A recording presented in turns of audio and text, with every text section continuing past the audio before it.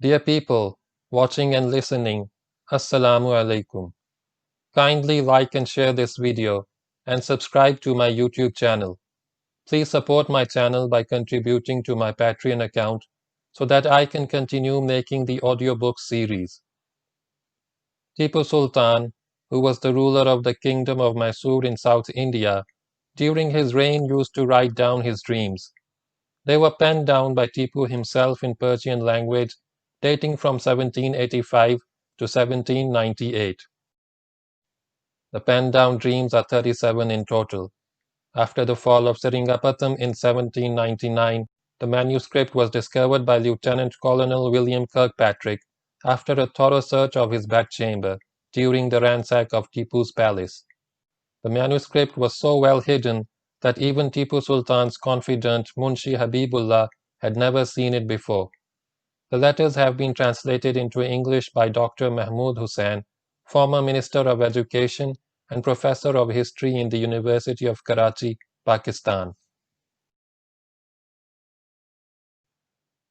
Dream 9. The White Elephant from China. On the 3rd of the month Tamari, which happened to be the last night of the month of Ramadan followed by Eid the next morning, the year Shata 1218 from the birth of Muhammad at a place on the outskirts of Salamabad, while the army was returning from Farooqi, I had a dream. I seemed to have gone out for a shikar of elephants, and captured from the jungle 2 or 3 herds of elephants, numbering about 200, like a flock of sheep, having chosen the good male elephants, and after handing them over to the mahouts, the female elephants and the young ones were set free in the jungle. The freed elephants did not run away and continued to stroll there. Then I came to the palace along with the captured elephants.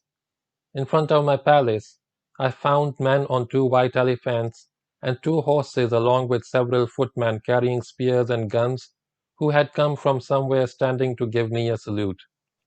I also stood up and inquired from them where they had come from. They replied they had come from beyond our country's frontier, along with the agents of the Emperor of China. I asked them to enter the palace and take a seat in the Diwan-e-Am, and then called upon the agents of China to appear before me. The 2 agents along with the 2 elephants and the 2 horses presented themselves accordingly. On reaching the place of obeisance, they paid their respects. When they proceeded towards me, I asked the Erzbegi to stand up, a practice which is observed in the case of ambassadors. I noticed that both the persons were old and wore white beards. I asked them to sit down. Then, after inquiring after the health of the Emperor of China, I inquired about the purpose of their visit. They said they had no object in view other than the promotion of greater friendship. I asked the elephants and horses to be brought near me, and I made the elephants take a round. I inquired from them as to what was the mode of capturing elephants in their country, and explained to them the one prevalent in our own, which consisted in capturing a whole herd of elephants, selecting the better ones from among them, and setting the rest free in the jungle. I invited them to have a look at the elephants captured that very day. I then ordered the elephants captured that day to be brought. 3 or 4 such elephants were placed before the Chinese agents.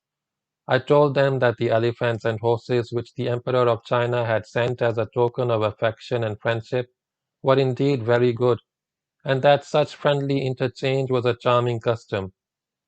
The Sarkar-e-Ahmadi, I said to them, possessed an elephant which was very white, and a friendly gesture was remembered forever.